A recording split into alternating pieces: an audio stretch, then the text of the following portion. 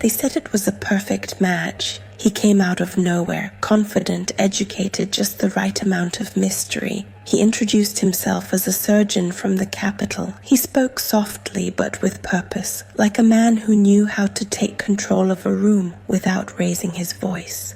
She was drawn to that. She was used to silence, the kind that comes with small towns, small routines, and even smaller dreams.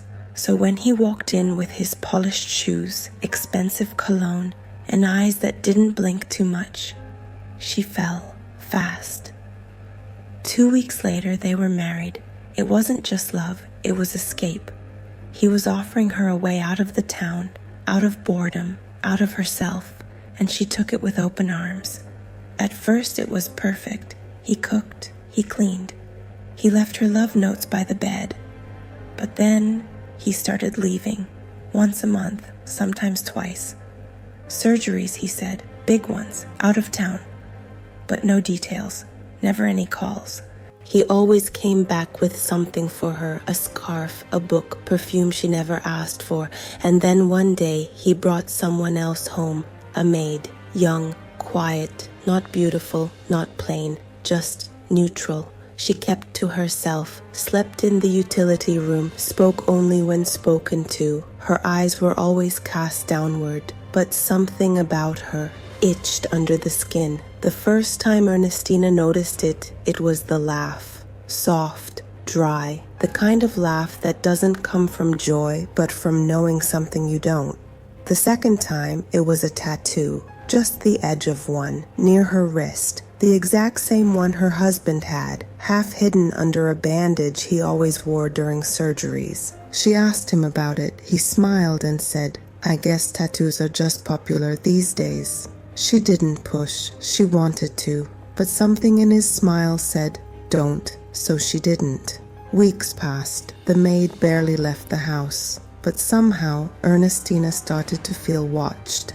Every time she walked into a room, it felt like someone had just left, like she'd missed something by just a second. Sometimes she'd speak out loud and hear the same words whispered back to her from another room. Once, she called the maid by name and heard her own name whispered in reply. She stopped sleeping well, not from fear, but from confusion. Then came the night it all broke open. It was raining, loud, sudden thunder. The house was dim. She liked it that way, but then she heard it. Voices, 2 of them. One, her husband. The other, also her husband. The shouting was chaotic, violent, and fast. Ernestina rushed to the hallway, her breath short, heart slower than her steps. And then she saw it. The maid, running, wig slipping, one shoe off, a long sleeve tearing loose, makeup smeared under the eyes, but not like tears, more like war paint rubbed the wrong way, and underneath it, his face.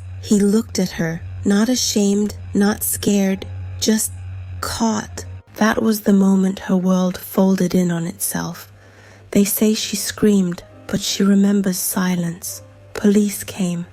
They found it all, the wigs, the makeup, the handwritten notes, pages and pages of her habits, what she liked, what she hated, what made her laugh, what made her cry. He had studied her, observed her, mimicked her. She wasn't just living with a man who deceived her.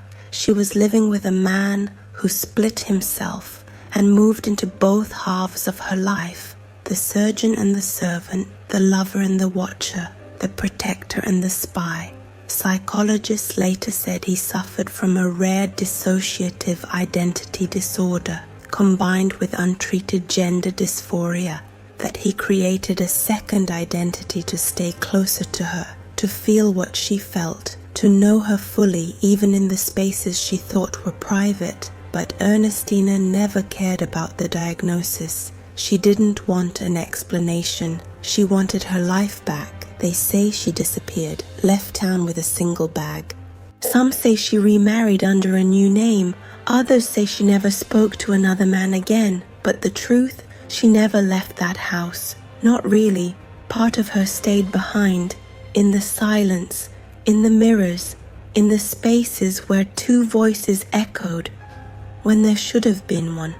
Because once you realize the person you trusted the most was always watching you from the shadows, you start to question everything, even the reflection in your own eyes. If this story made you doubt what's real, don't forget to like, subscribe, and turn on the bell, because the next story is not just unbelievable, it's deeply disturbing. Prepare your mind and don't watch it alone.